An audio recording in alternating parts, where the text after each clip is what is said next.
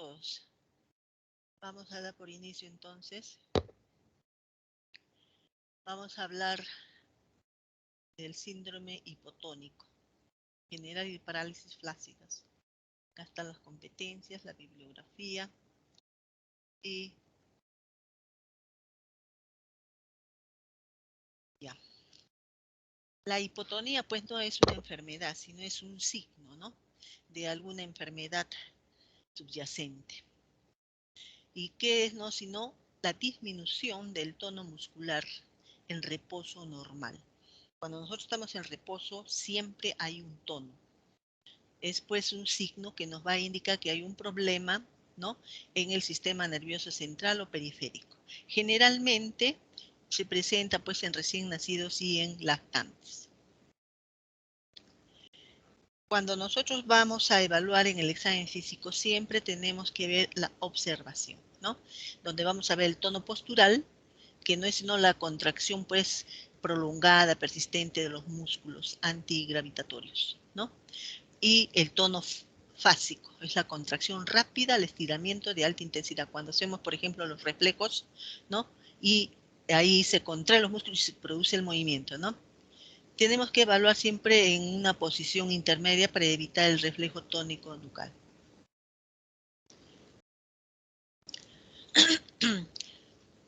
Al examen vamos a ver tanto en posición supina como en prono. En la posición supina, ustedes fíjense y han podido observar que predomina el tono flexor, ¿no? Donde hay flexión del antebrazo, flexión de las rodillas, acá flexión del codo. Esto es normal. Las manos pueden estar cerradas, ¿no? Con el pulgar incluido, pero esta postura tiene que ser simétrica. Los movimientos sí pueden ser asimétricos, ¿no? Puede mover más una pierna, por ejemplo, que la otra, ¿no? Pero la postura, lo que uno observa, tiene que ser simétrico, ¿ya? No puede ser una que esté acá, por ejemplo, flexiona y la otra estirada, ¿no? Entonces ahí hay algún problema. En posición prono predomina también, ¿no? El tono flexor, ¿no? La flexión es lo que predomina. Miren acá, ¿no? La flexión en el brazo, en la pierna, y acá que va a dar pues que la caderita esté un poquito más elevada, ¿no? La pelvis no se apoya. En la historia clínica tenemos que considerar si hay antecedentes de consanguinidad, que a veces se presentan estas patologías cuando hay pues matrimonios entre familiares. Si hay algún antecedente ginecológico en la madre, a nivel en el periparto, la edad gestacional. Ustedes saben que los prematuros son hipotónicos por el Apgar. Si el Apgar es bajo, también va a haber una hipotonicidad, ¿no? Antecedentes de alguna enfermedad neuromuscular en la familia. Si ha tenido un control en la cual se detectó o no polidramios. Si hay asociado algunos síntomas o algunos signos de dismorfia, por ejemplo, un Down. Los Down son tienen hipotonicidad, ¿no? Y la edad en que comienza la hipotonía. Un buen examen físico general y segmentario, donde vamos a ver la actitud y las posturas. Si es una postura en rana, es decir, cuando hay una hipotonicidad, vamos a ver que las extremidades superiores e inferiores están, pues, no están flexionadas, una postura en rana. Vamos a ver asimetrías o deformidades, si hay alguna dismorfia que nos puede orientar la causa de la hipotonía. Tenemos que evaluar acá los reflejos porque esto también nos va a decir si es central o periférica. Evaluar el tono muscular, pero este tono vamos a ver si empeora, si se mantiene o si mejora. Buscar por otros signos clínicos que pudieran estar asociados. Ayuda también al abordaje general ver si la distribución de la debilidad es a nivel troncal, a nivel de las extremidades, a nivel de cuello, ¿no? Cuando puede haber un compromiso en la musculatura facial, también es un dato importante para el diagnóstico. Si tiene dificultad para succionar y tragar, o si tiene dificultad para la respiración en la ventilación.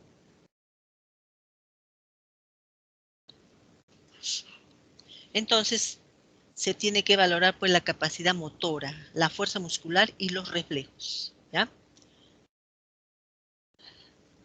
Lo clasifican en dos tipos, ¿no? La hipotonía, paralítica y no paralítica.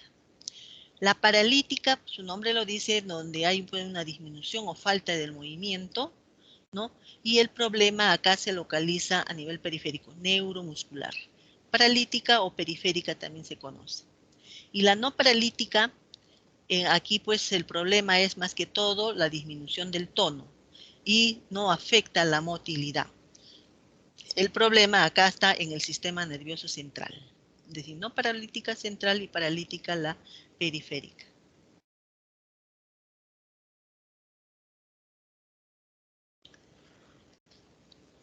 Entonces vamos a tener en los signos y síntomas la apariencia puesta relajada del niño, ¿no?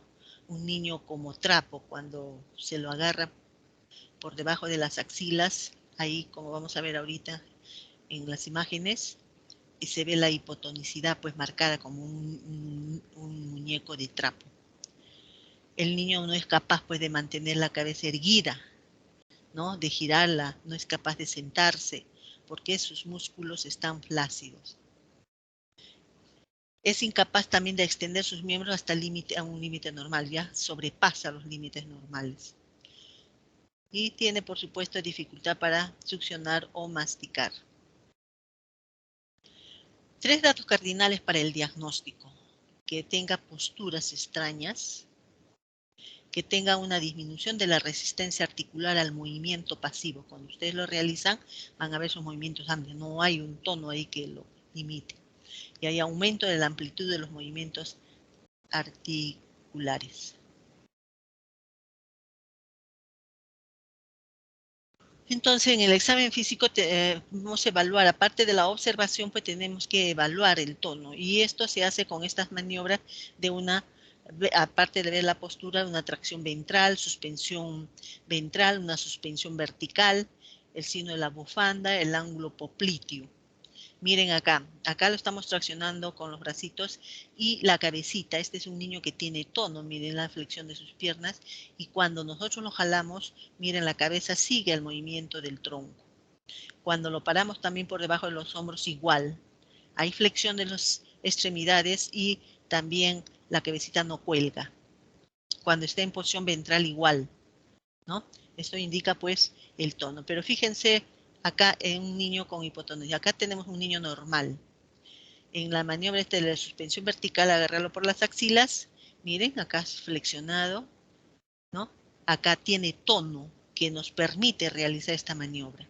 Esta maniobra de suspensión horizontal al agarrarlo por el abdomen, miren cómo la cabeza cae, no sigue al tronco y hay una relajación de las extremidades, de ambas extremidades. Igual acá, cuando traccionamos, miren, cae la cabeza, no sigue al tronco. Al agarrarlo en el abdomen igual. Todas estas maniobras tienen que hacerlas para valorar si un niño es hipotónico. Cuando las traccionamos también la cabeza cae, pues, ¿no? El signo de la bufanda. Es un niño con hipotonicidad, se comporta como un prematuro. Es decir, que el codito va a sobrepasar la línea media, ¿no? Es por la hipotonicidad. O el signo talón-oreja. Igual como en un prematuro, fácilmente, ¿no? Se puede, con el pie, se le puede tocar la orejita. Esto sucede también en el niño con hipotonicidad. Los movimientos son bien amplios y fácilmente puede llegar ahí, lo que no debería de ser, porque con la maduración es esto y va a ser más difícil, ¿no? Esa maniobra. Entonces tenemos pues un síndrome hipotónico que puede ser causa central o periférica. Y para el enfoque diagnóstico tenemos que ver los signos y síntomas, ¿no? Que acompañan a la hipotonicidad. Y de esa forma poder hacer la localización anatómica, como vamos a ver, para hacer un estudio adecuado y definir pues la causa. Acá están las diferencias entre central y periférica. En cuanto a la fuerza, en el central está pues conservada, hay movimiento. En cambio, en el periférico está disminuido o no hay movimiento, hay parálisis. La circunferencia craneana puede estar alterada, puede haber dismorfias, compromiso de conciencia, convulsiones o déficits sensoriales, ¿no? Esto están presentes generalmente en el central, pero en el periférico no. En el periférico, por ejemplo, puede haber visceromegalias cuando se asocia a algunas miopatías metabólicas. Los reflejos en la central están normales o aumentados, pero en el periférico están disminuidos. La presencia de fasciculaciones, la atrofia muscular, contractura y las debilidades facial oftalmoparesia están ausentes en el central, pero están presentes en el periférico. Entonces, de esta forma podemos nosotros clínicamente hacer el diagnóstico diferencial entre una y otra, ¿no?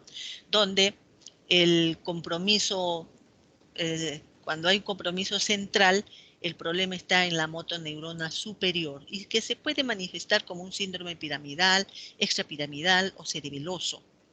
En cambio, en el periférico son ya enfermedades neuromusculares y puede estar en la motoneurona inferior, o sea, del asta anterior, puede estar a nivel del nervio, a nivel de la unión neuromuscular o en el mismo músculo. Entonces, las causas de hipotonía central, cuando se produce una encefalopatía, si esta es aguda, por ejemplo, hipóxico-isquémica, cuando es un niño que ha nacido con un ABGA muy bajo, que no se recupera, ¿no? Cuando hay algún problema, malformación vascular, cuando hay un problema metabólico o tóxico. Y las crónicas, como se ve ya pues en los síndromes, que es una característica de hipotonía, como en el Prader-Willi, el síndrome de Down, ¿no? O alguna malformación del sistema nervioso central. Y puede ser progresiva en los errores de metabolismo, ¿no? Aminoacidopatías o las enfermedades peroxisomales.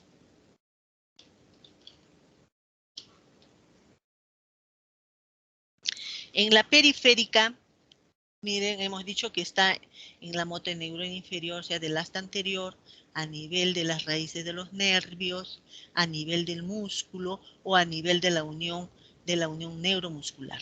Las que vamos a ver ahora va a ser esta atrofia muscular espinal, o sea, de la motoneurona anterior y de la parte del músculo, ¿ya? La distrofia miotónica congénita, por ser las más frecuentes. La atrofia muscular espinal son de 3 tipos. Tipo 1, conocida como el Werting-Hoffmann. El tipo 2, intermedia. El tipo 3, que es ya en más grandecitos, la forma juvenil. Esta es una enfermedad pues degenerativa. Hay una degeneración de esta neurona del asta anterior. Es una degeneración progresiva. Tiene un patrón hereditario autosómico recesivo. La incidencia es más o menos en 1 en 6.000 a 10.000 nacidos vivos. Y es la segunda enfermedad autosómica recesiva letal después de la fibrosis quística. Y es la causa pues, más frecuente de debilidad muscular en el recién nacido y lactante menor.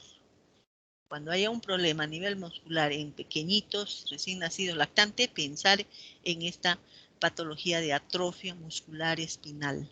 Y la tipo 1, pues la más frecuente. Se inicia dentro de los primeros 6 meses de vida. Hay pues una hipotonía, no controla bien la cabecita, hay una debilidad pues a predominio más proximal. Hay ausencia casi total de los movimientos, ¿no? Ausencia total de los movimientos, pero está conservada la motilidad facial, ¿ya? De los músculos también extraoculares. Por lo tanto, hay una adecuada interacción social. Estos fallecen en el primer año de vida por una infección respiratoria, por una complicación. Pero la distinguimos con, como hemos dicho, ¿no? Al examen vamos a encontrar atrofia, debilidad, fasciculaciones, los reflejos están abolidos.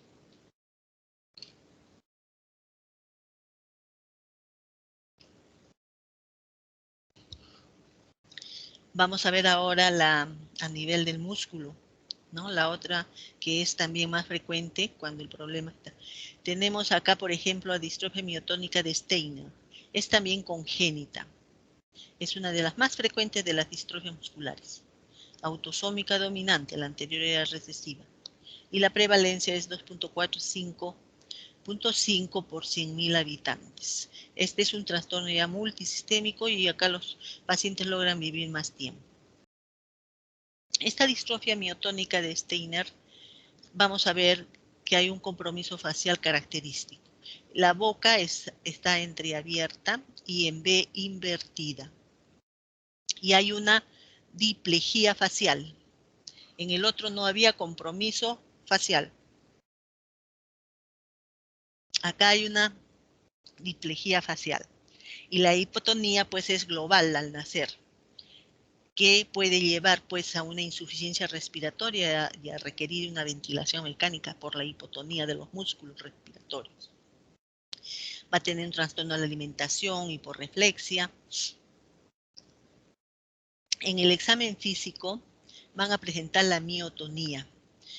Cuando nosotros hacemos que una persona agarre un vaso y le decimos que lo deje ahí en la mesa, normalmente nosotros lo dejamos y rápidamente se abre la mano para dejar el vaso, ¿no? En la miotonía es que ese vaso no lo suelta inmediatamente, sino va relajándose poco a poco, o sea, lentamente se va abriendo la mano hasta que lo ya abre como para dejarlo, ¿no? Esa es la miotonía. Hay una debilidad generalizada, como hemos dicho, a predominio facial, debilidad de las extremidades. Se presenta en estos pacientes retardo mental, hay por lo tanto un trastorno del aprendizaje. Puede haber un trastorno de la personalidad, una hipersomnia, problemas cardíacos en el cual está alterada la conducción cardíaca, hipertermia maligna, catarata, infertilidad, encopresis, etc.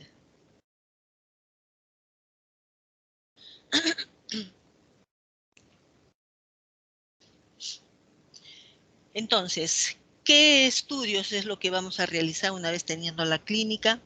Para ver si es también central, por la clínica nos orienta ya para ver central o periférica y también qué estudios solicitamos. De primera línea, vamos a solicitar para ver si no es metabólica por una hipocalcemia, hipomagnesemia, una hipoglicemia, ¿no? Vamos a hacer estos análisis, o amonio, ácido láctico, o un hemocultivo, de repente estamos sospechando que es una sepsis, una meningoencefalitis, una PL y creatin quinasa. Esta se pide cuando la sospecha es que sea periférica o sospechamos que haya un hipotiroidismo. En el hipotiroidismo también hay hipotonía. De segunda línea son ya más sofisticados, ¿no? Donde vamos a ver pues el cariograma en caso que sospechen, ¿no?, de algún síndrome genético, estudios genéticos, estudios genéticos moleculares, como por ejemplo para descartar Prader-Willi, estudios de alguna patología, el TORCH, sospechan de una infección general del TORCH, habrá que hacer todos los estudios para descartar las enfermedades que forman parte de este grupo, ¿no?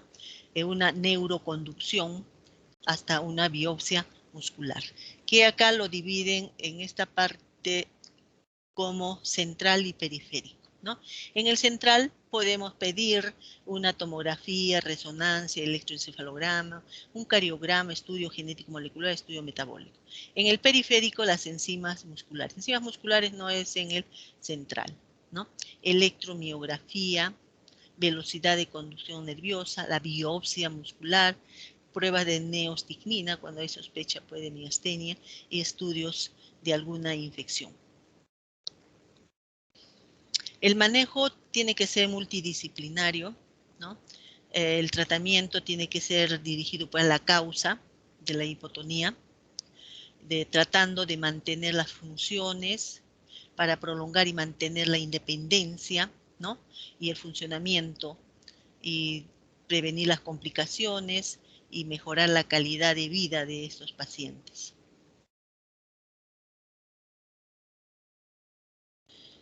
Pasamos ahora a las parálisis flácidas, que también tienen hipotonía, pero estas son adquiridas, ¿no? La otra hipotonía son las congénitas. Cuando hablamos de que estamos frente a una parálisis flácida en niños, cuando esta se presenta en niños menores de 15 años y cuando la instalación de la parálisis es aguda o hiperaguda en menos de 5 días. Y el cuadro clínico puede estar caracterizado por una disminución de la pérdida de la fuerza, el tono muscular de las extremidades. Puede acompañarse con participación craneal también, como vamos a ver. Hay que pensar dentro de las parálisis flácidas agudas, tener en cuenta que pudiera ser un Guillain-Barré, un poliovirus, una parálisis por enterovirus o por cualquier otro virus, virus del Nilo, por toxinas, en mielitis transversa y en una neuritis traumática. Entonces, la clínica, un estudio de líquido cefalorraquídeo y un estudio electrofisiológico nos permiten, ¿no?, a orientar pues, a un diagnóstico topográfico y llegar a la etiología más probable. Por ejemplo, acá, si el problema está en la médula espinal, se va a manifestar como una mielitis, o sea, el diagnóstico de una mielitis transversa, un absceso dural, y la clínica, ¿no? Una paraparesis, un problema esfinteriano, alteración a nivel sensitivo. Y así, a nivel, por ejemplo, del asta de la anterior de la médula, una poliomielitis, puede ser una poliomielitis salvaje o vacunal, enterovirus. Si el problema está en las raíces de los nervios periféricos, un Guillain-Barré, puede ser por enterovirus, el virus del Nilo o por toxinas. Si el problema está en la unión neuromuscular, botulismo, miastenia, órganos fosforados, manifestándose por paresia craneal oculomotor. Y a nivel del músculo, pues las miositis, dermatomiositis, ¿no? Con paresia proximal, nucal, etc.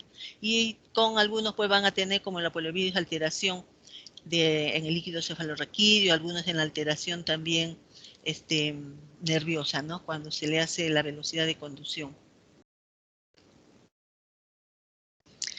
Vamos a empezar a hablar sobre Guillain-Barré.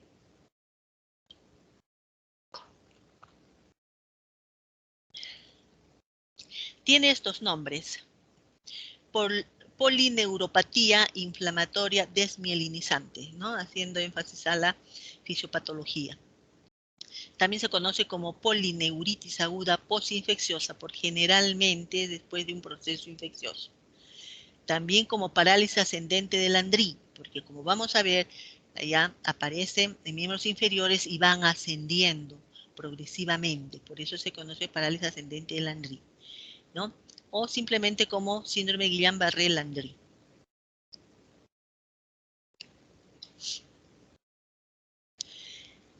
Es pues una enfermedad que ataca a varios nervios, por eso se llama una polirradículo neuropatía desmielinizante aguda y autoinmune.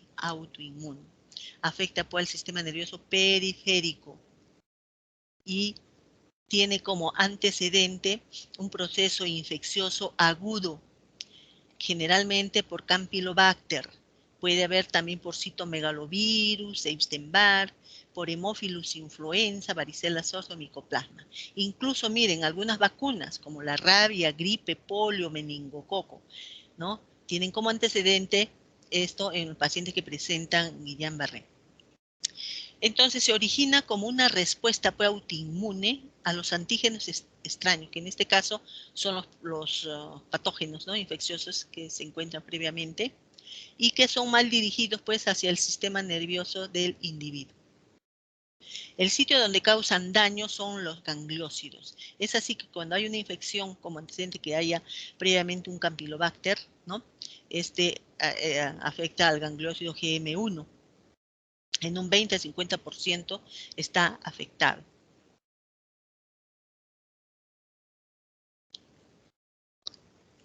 Acá tenemos entonces el sistema inmunológico ataca sus propios tejidos, ¿no? Destruye pues la mielina que rodea los axones. Miren acá un nivel normal y acá la destrucción de la mielina, ¿no? De los nervios periféricos, inclusive de los propios axones.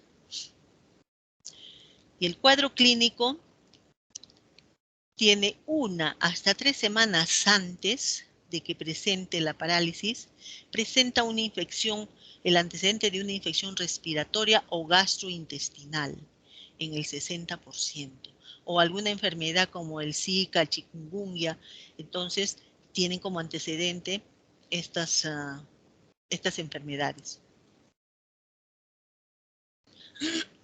Entonces, la inflamación pues, de la mielina del sistema nervioso periférico lleva rápidamente a una parálisis, y una parálisis flácida, que puede o no haber compromiso del sensorio del sistema autonómico. Y esto es importante, la distribución comúnmente es ascendente y simétrica, afecta primero los miembros inferiores. Entonces, es una parálisis que es simétrica, ascendente, o sea, es más distal, ¿no? A predominio distal, ascendente y simétrica. Como tienen que considerar esto porque va a ser el diagnóstico diferencial con la polio. Y donde los reflejos están pues abolidos, ¿no? Los pacientes tienen esa debilidad o pareza o parálisis, ya puede haber o no la disestesis, o sea, adormecimientos, hormigueo. Y la enfermedad, mire, después va progresando de los miembros inferiores a los brazos, a los músculos de la cara, en horas o días. Los pares craneales inferiores son los afectados, que va a producir pues alteración en la visión, ¿no? Ojos, visión doble o dificultad para tragar. Hay pérdida de la propiocepción y arreflexia, una disfunción vesical, pero no es predominante. Eso es ya cuando hay lesión de la misma médula. Inicialmente puede haber fiebre y hay la pérdida de la función autonómica que hemos visto. En casos severos puede haber problemas, pues, arritmias cardíacas a nivel del corazón. También algunos refieren dolor, que puede ser también frecuente. Entonces, lo requerido es que haya una debilidad, una pareza o una parálisis que es progresiva, con arreflexia. ¿Y qué rasgos apoyan fuertemente al final que es un Guillain-Barré? La progresión de la debilidad, es decir, va en ascenso. Que sea simétrica, si es asimétrica, no. ¿No? Y los signos y síntomas sensitivos leves, puede haber, pero leves, no predominantes. Hay afectación de nervios craneales, eso también es a favor de que es un Guillain-Barré. Disfunción autonómica también, problemas cardiorrespiratorios. Ausencia de fiebre al comienzo, también apoya. Algunos tienen fiebre, pero el hecho de que no haya fiebre también. O que se recupere, ¿no? Que se recupere al final, pues eso ya confirma que es un Guillain-Barré. Entonces, los pilares de diagnóstico, el cuadro clínico, ¿no? Ya hemos dicho entonces que es una parálisis distal, ascendente, simétrica, con hipo o arreflexia. Esto es a todos los que hay sospecha de un Guillain-Barré, hay que hacer una punción lumbar, donde vamos a ver que las células, el número de células están normales, pero las proteínas están aumentadas, o sea, hay una disociación albúmino-citológica. Y en la neuroconducción, pues la velocidad de conducción está disminuida.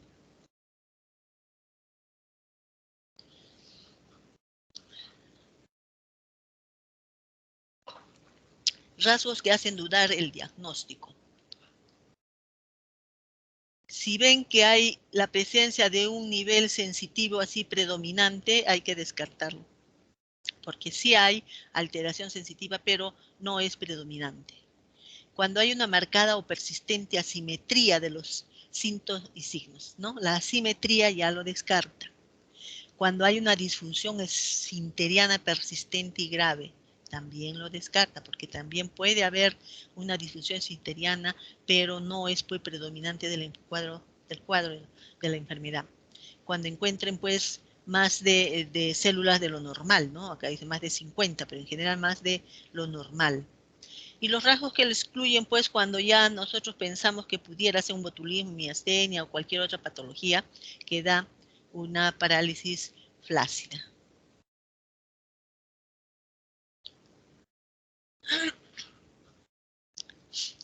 A veces hay dificultades en pediatría, ¿no?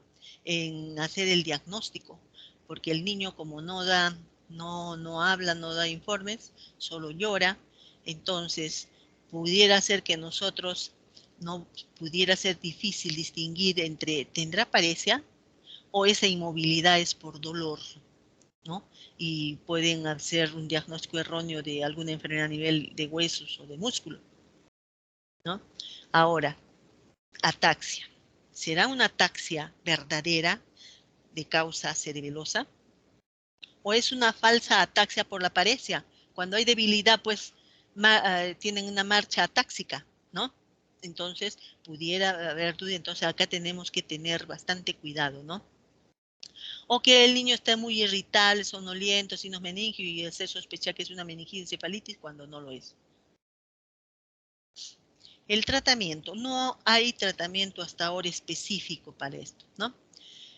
Pero el tratamiento que ahora se da reduce la gravedad de los síntomas y favorece la recuperación.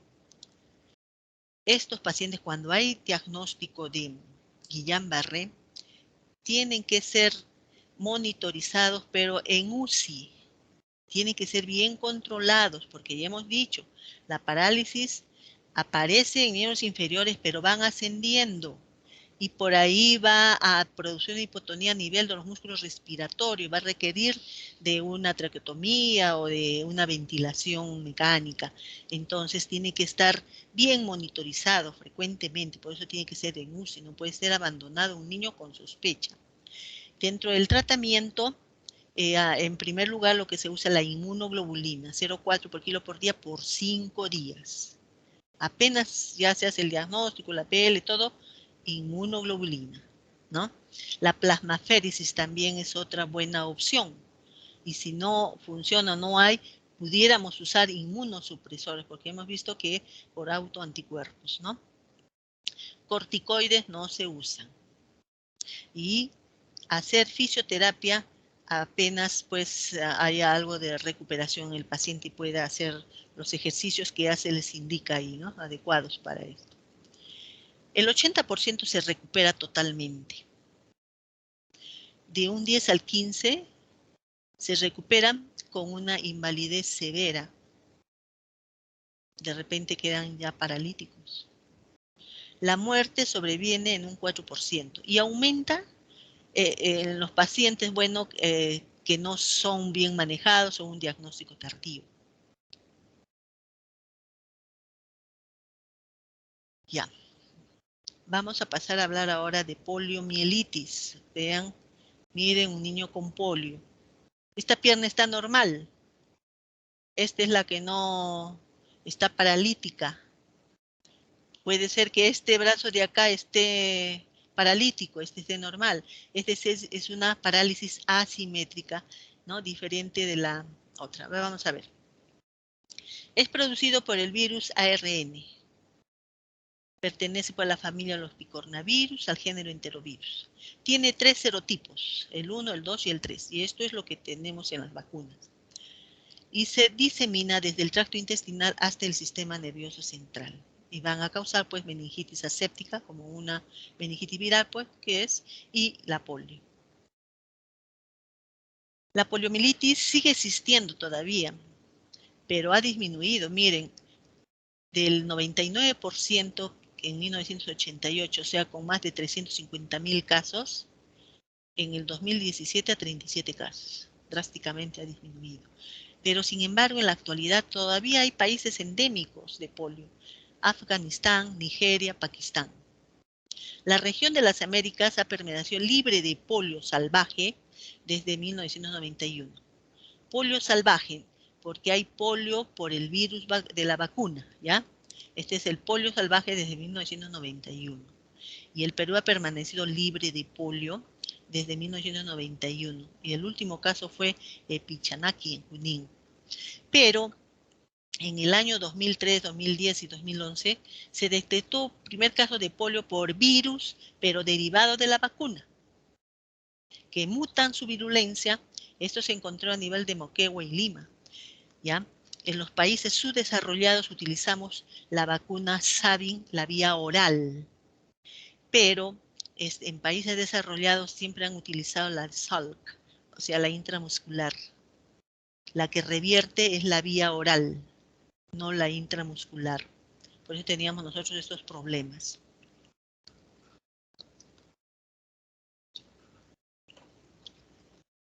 Entonces, una vez que entra en contacto, el paciente entra por la vía oral hacia el intestino, en las células del intestino se entran por absorción, entra dentro de la célula donde pierde su cubierta, ¿no?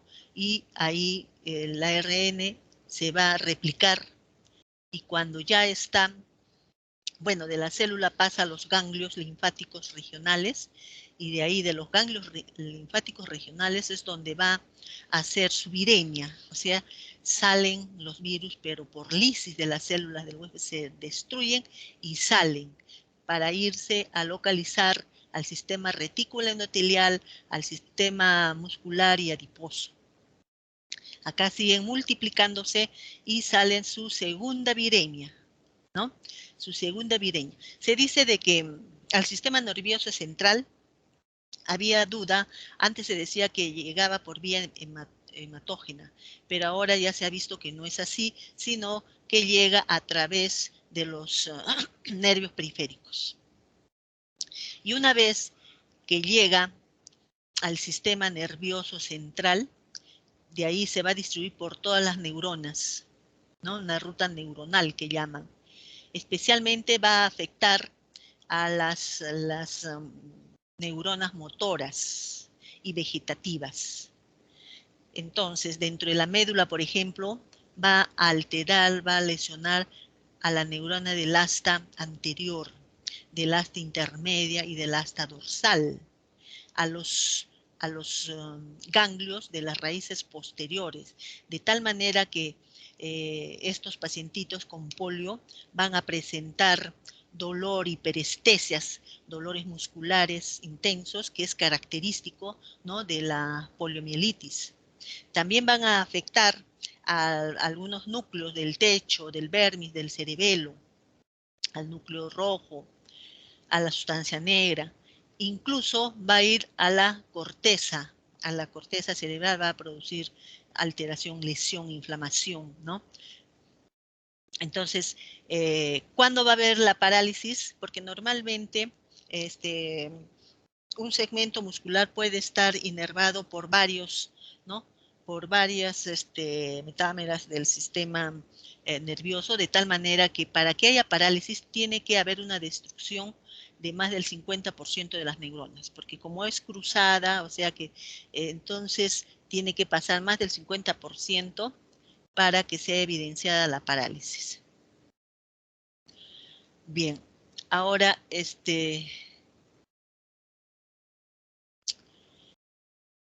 las cepas del poliovirus vacunal, o sea, de la vacuna, no se replican en el sistema nervioso central. De allí que era seguro dar, pues, esta vacuna por vía oral, la Sabin, que le dábamos en gotitas, ¿se acuerdan? Algunos.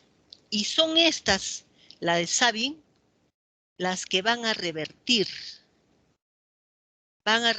se van a volver, pues, virulentas y van a provocar una poliomielitis paralítica, pero asociada al virus de la vacuna.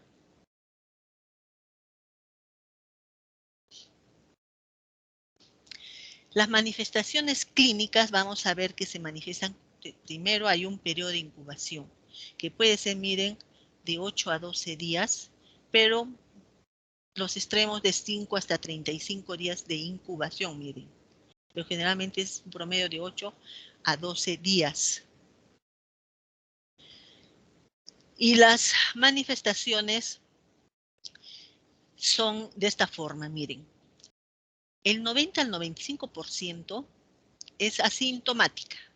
O sea, tienen el virus, pero no tienen síntomas. Un 5% se hacen una poliomielitis abortiva.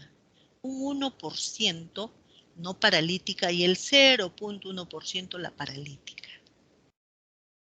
Es poco porcentaje, pero por la gravedad que acarrea es pues para darle bastante importancia, especialmente prevenirlas con las vacunas. Vamos a hablar entonces ahora de este 5% de las manifestaciones clínicas de la poliomielitis abortiva, ¿no? Ya les he dicho acá, miren, 90-95 asintomática, 5% abortiva, 1% no paralítica y 0,1% la paralítica. Entonces, la abortiva se presenta como un cuadro gripal, ¿ya? Después, o sea, ¿cómo es la manifestación? Con fiebre, malestar general, falta de apetito, cefalea, dolor de garganta, dolor abdominal o dolores musculares, como un proceso de gripe, gripal, debilidad. Pero esta enfermedad es breve, no más de 2 a 3 días. Y no hay signos neurológicos ni secuela, ¿ya? Esta es la abortiva. Y entonces el tratamiento va a ser pues sintomático, ¿no? Analgésicos, una dieta adecuada, apetitosa, para como se les quite el apetito, para que coman siquiera algo. Si hay sedantes, si hay dolor, también se le da para el dolor, ¿no? Reposo en cama. Y evitar ejercicios durante 2 semanas, ¿no? Dentro de las 2 semanas siguientes y 2 meses más tarde se debe hacer siempre una exploración neurológica, ¿no? En músculos. No se debe colocar inyecciones porque esto puede desencadenar que pase a la parálisis. Pasamos a la poliomielitis no paralítica, el 1%. Entonces, acá los síntomas van a ser parecidos a la polio abortiva, o sea, como un síndrome gripal, pero acá, ¿cómo la diferenciamos? En que hay rigidez de los músculos del tronco, del cuello y de los miembros. Esto es lo que va a ser el diagnóstico de que se trata de una poliomielitis no paralítica. Puede haber una parálisis transitoria de la vejiga y también del digestivo, ¿no? Manifestándose por estreñimiento.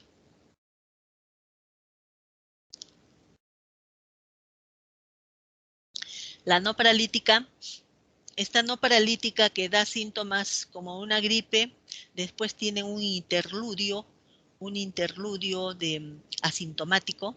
Entonces la primera fase sería la menor y un interludio, y después las que pasan a ser paralíticas ya sería la segunda fase, ¿no? De este cuadro en que hay 2 fases, ¿no? La primera fase que puede ser como una abortiva, después viene un interludio asintomático y después pasa pues a la enfermedad mayor conocida con parálisis. Entonces lo que nos va a hacer el diagnóstico de una parálisis, de una poliomielitis no paralítica, es la rigidez de nuca y de la columna, ¿ya? Es la base para el diagnóstico. El tratamiento, igual, analgésicos, sedantes, reposo en cama, aplicación de compresas calientes si hay algunos dolores, contracturas musculares, un colchón firme y fisioterapia leve. La poliomielitis paralítica. Esta afecta, miren, al 0.1% y da 3 síndromes de acuerdo a la localización, a nivel de la médula, a nivel vulvar o a nivel del encéfalo. Entonces, una poliomielitis paralítica espinal, una poliomielitis vulvar y una polioencefalitis.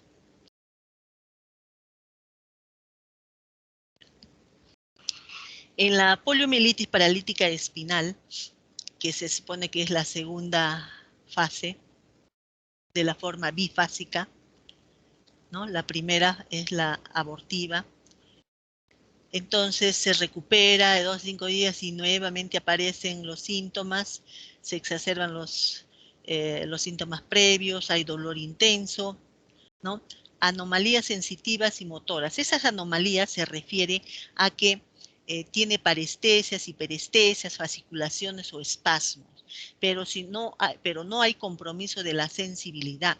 Si exploramos la sensibilidad, lo va a percibir, ¿ya? A eso se refiere esas anomalías sensitivas, parestesias, hiperestesias. Y a la exploración física vamos a ver pues que es una parálisis asimétrica, desigual. Puede ser una pierna, un brazo. 1 o 2 días aparece una parálisis o paresia y es flácida, asimétrica. La otra es flácida, simétrica, ascendente, ¿no? La de Guillain-Barré. La afectación más frecuente, en este caso el polio, puede ser una pierna seguida luego de un brazo, ¿ya? Y acá, en Guillain-Barré, la afectación más frecuente era distal, sí, distal. Acá en la polio es proximal, ¿no? Más las zonas proximales que las distales. A la exploración física va a haber pues la rigidez de nuca, hipersensibilidad muscular, hay bastante dolor, hiperestesias. Los reflejos tendinosos al inicio pueden estar un poquito exaltados, pero después van disminuyendo hasta que están abolidos. Hay una paresia o parálisis flácida, debilidad de los músculos del cuello, abdomen, tronco, tórax, extremidades. Y miren acá, la sensibilidad se conserva intacta. Es una característica de la polio. El tratamiento pues es hospitalizarlos, ¿no? Para evaluarlos para un tratamiento más adecuado, un reposo físico, ¿no? 2 o 3 primeras semanas. Esto es importante, alineación corporal correcta, para que no haya las deformidades que han visto al inicio de su niño. Realizar movimientos activos y pasivos tan pronto como desaparezca el dolor y los espasmos musculares. Solo administrar opiáceos sedantes, ¿no? Si no hay un problema respiratorio, porque si no se puede acentuar y complicar el cuadro, ¿no? Con dificultad para respirar. La poliomielitis vulvar por sí sola es rara. Generalmente es un continuum de la poliomielitis de la médula, ¿no? Espinal. Y acá pues aparecen, como ya les he dicho, afectación de los pares craneales y de los centros vulvares. Por lo tanto, ¿qué vamos a tener? ¿Cómo hacemos el diagnóstico? Cuando cuando habla un tono nasal de la voz, cuando tienen incapacidad para deglutir con suavidad, se acumulan las secreciones por la parálisis faríngea, no hay tos, el reflejo de la tos desaparece, puede haber la regurgitación de la saliva y líquidos hacia los pulmones y complicar el cuadro, van a ver que la úvula y la lengua están desviadas y hay afectación de los centros vitales del bulbo, ¿no? Y con ello va a haber pues una alteración a nivel respiratorio y cardiovascular, arritmias cardíacas que pueden llevar a la muerte.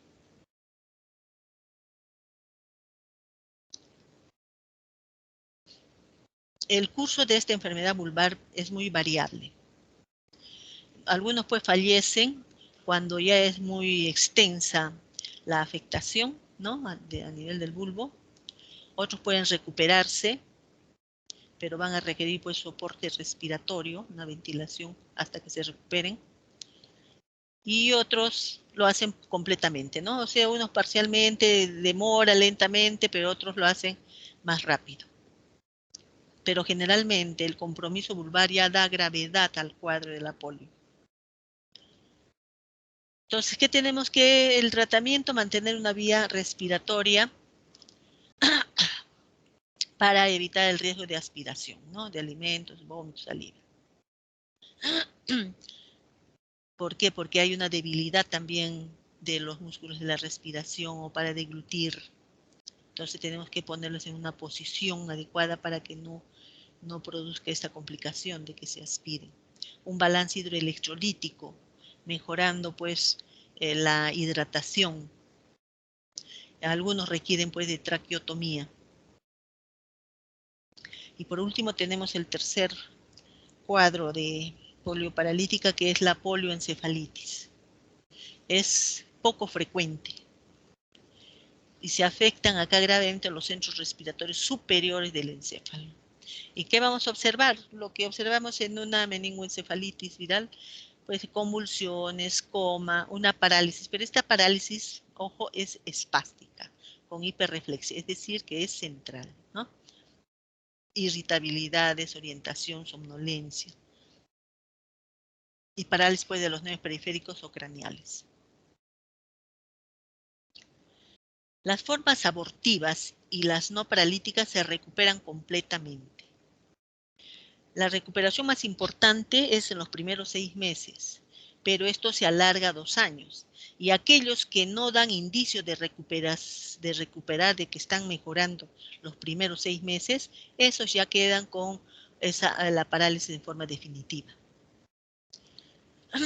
En cuanto a la recuperación, fíjense, de la polio, el 50%, más del 50%, se recuperan sin secuelas. Un 25% una incapacidad leve y un 25% es grave. La mortalidad, que es del 1 a 4%, aumenta cuando hay afectación vulvar del bulbo raquídeo. Para hacer y confirmar el diagnóstico, no lo vamos a hacer del líquido cefalorraquídeo, la garganta, la sangre, no. No es muy improbable encontrarlo y casi no se encuentra acá el virus. Tenemos que hacer de las heces. 2 muestras con intervalo de 24 horas los primeros 14 días. ¿Ya? Los primeros 14 días, ¿no? Cada 24 horas 2 muestras. ¿Qué vamos a encontrar en el líquido cefalorraquídeo? Una pleocitosis con aumento de proteínas, glucosa normal, como lo que se encuentra pues en el líquido cefalorraquídeo de infecciones del sistema nervioso central por virus. En la electromiografía está normal, generalmente ya está en la 3ª semana, y también puede haber alteración pues de acuerdo a usemos las neuroimágenes, TAG o resonancia si fuera necesario utilizarlas. El diagnóstico diferencial es con todo lo que hemos visto al inicio, con virus del Nilo, síndrome de Guillain-Barré, ya hemos visto las diferencias, las neuropatías, neuritis traumática, miastenia gravis, polimiositis, etc. Hay un síndrome pospolio. Después de un intervalo, miren, de 30 a 40 años que ha sufrido de polio, un porcentaje de 30 a 40%, van a presentar dolor muscular. Después de años, de repente no les dolía, pero van a presentar nuevamente un dolor muscular. La debilidad, la parálisis o paresia que tienen, esa se puede exacerbar o desarrollar nuevas parálisis o paresias. Entonces, en conclusión, la combinación de fiebre, cefalea, dolor de cuello y espalda, una parálisis flácida asimétrica, sin pérdida sensitiva, con pleocitosis, no suele encontrarse en ninguna otra enfermedad, sino en la poliomielitis. La prevención se hace pues con la vacunación. Ya hemos visto la Salk, virus muerto, la Sabin, virus vivo atenuado, y estos muertos. Esta es la que se daba por vía oral y esta es la intramuscular, la Salk. En un plan de vacunación que ahora vamos a ver cómo han ido retirándola la vacunación vía oral. Ha ido progresivamente retirándola, colocando tanto la Salk como la Sabin en países en desarrollo donde no hay pues para todos la vía intramuscular, que es lo ideal, la Salk de virus muerto. Entonces la ponían a los 2 meses, otras ponían a los 2 o 4 meses y a los 6 meses la vía oral y en los refuerzos la vía oral. ¿Ya? Y así gradualmente. Vamos a ver acá cómo ha ido retirándose y por qué. Entonces, vivos atenuados Sabin, vía oral. ¿Ya? Las 2 gotitas. Tienen pues 3 tipos o serotipos. El 1, el 2 y el 3 hemos visto, ¿no es cierto? De la polio. La 2 es la que esta es la del problema. La 2, tipo 2, es menos estable, menos inmunogénica y es la que revierte la virulencia. ¿Ya? Y como les he dicho, se administra a los 6 meses y los refuerzos. Esta es una protección indirecta en rebaño, la que daba la de Sabin cuando se vacunaban. Se vacunaban bastante, eliminaban esos pacientes el virus, otro niño lo podía adquirir y adquiría así la inmunidad en rebaño. O sea, esta vía oral daba de rebaño, lo que no da la Salk. Y acá pues son capaces de revertir la neurovirulencia. Los virus vivos atenuados, BBA, virus atenuados. Ya, en cambio los muertos no. Esto por eso estaba contraindicado en niños con inmunodepresión. Bueno, si se escupe y no lo tonte, hay que repetir la dosis. Entonces estos virus inactivos o muertos no producen pues un polio vacunal, ¿no? No revierten. Eso estaba muy bien, lo usaban pues los países en desarrollo. Pero tampoco producen una inmunidad intestinal en rebaño. No se elimina por el gastrointestinal. Y estaba indicado en inmunocomprometidos, ¿no? O sus contactos y en adultos. Uso rutinario en países desarrollados. Y la administración intramuscular es 0,5.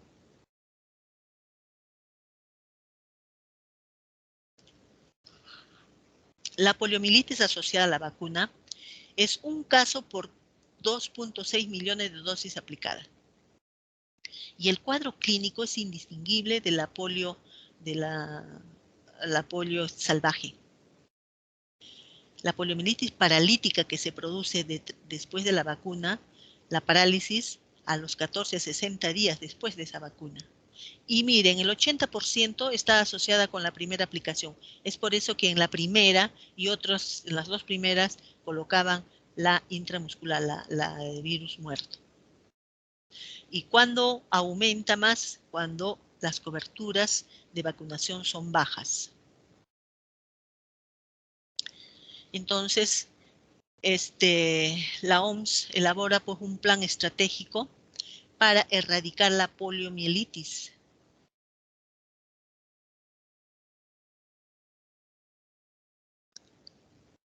Y el objetivo, pues, es erradicarlo. Con todas, y ver todas estas ventajas y todo lo que se tiene que dar una vez que se erradica al virus. Hay que detectar e interrumpir la transmisión de los poliovirus.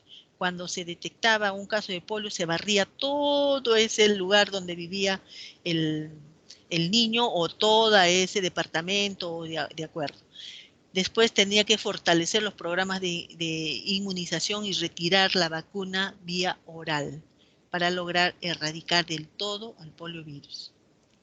Y esto es recibir pues, una certificación de erradicación y un plan para la entrega de un legado de erradicación de la polio.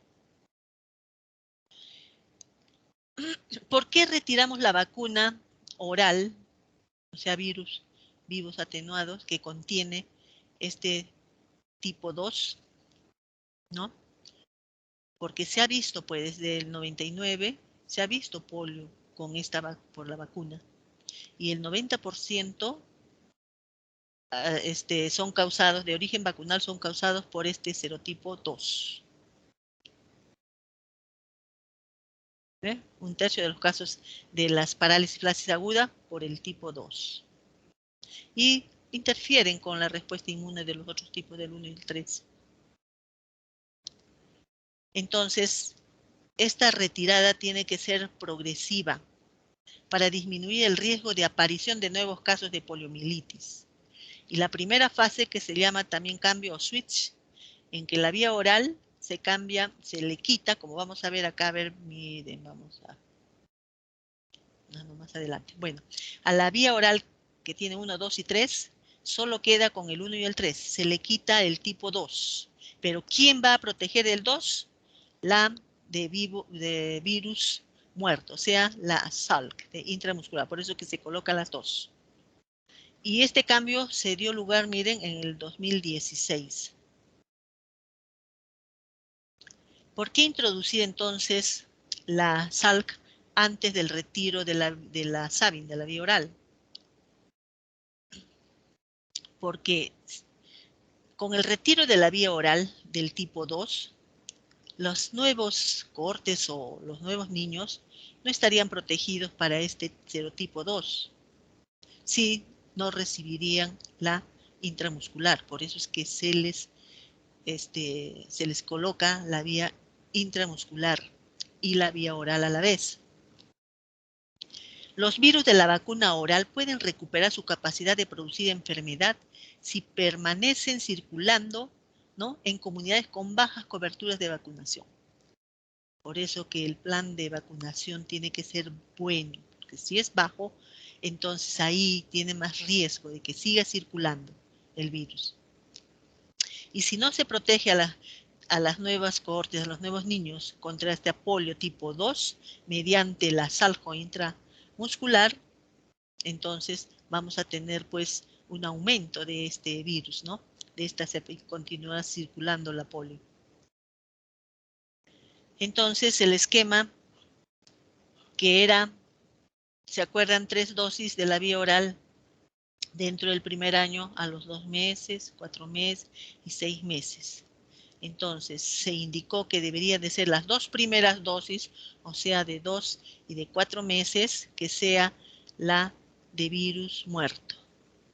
O que sea la primera, la de 2 meses, en los casos que no haya mucho dinero, la muerto, más la polio, pues, ¿no? La vía oral, o sea, la de atenuada. Entonces, miren, acá tenemos la SALC, o sea, virus muerto, y acá tenemos la SABIN de virus vivos atenuados. Este era el problema. Entonces, y vamos a colocar a los niños, se colocaban los niños la de virus muerto siempre 1 mes o 2 meses, más la de la polio oral, pero sin la de tipo 2, solo la 1 y la 3. Y como esta no protege para el tipo 2, ¿quién lo hace? Esta, la de virus muerto. Entonces, desde a fines de 2015, miren todos los cambios que ha habido y se estimaba que para el 2020 ya se retiraba la vía oral, la SABIN, de virus vivo atenuado. ¿Ya? Y esto ya se está ejecutando porque como yo estoy haciendo teleconsulta a una pacientita, ¿no? Tenía 6 meses. Le están dando las gotitas de vía porque, bueno, esto se estaba dando. Y dijo que no, que solo la intramuscular. O sea, ya se está ejecutando. Yo pensé que por la pandemia esto la retirada lo iban a postergar, pero no. Ya la han retirado la vía oral. Al menos en Yanaguara. No, pero no solo es por algunos hospitales. Eso el ministerio lo da a nivel nacional, ¿no? Que ya está retirada la SABIN, la de virus vivo atenuado. Porque ese era el problema para que los pacientes revertían y hacían la polio. Y eso es todo. Si hubiera preguntas.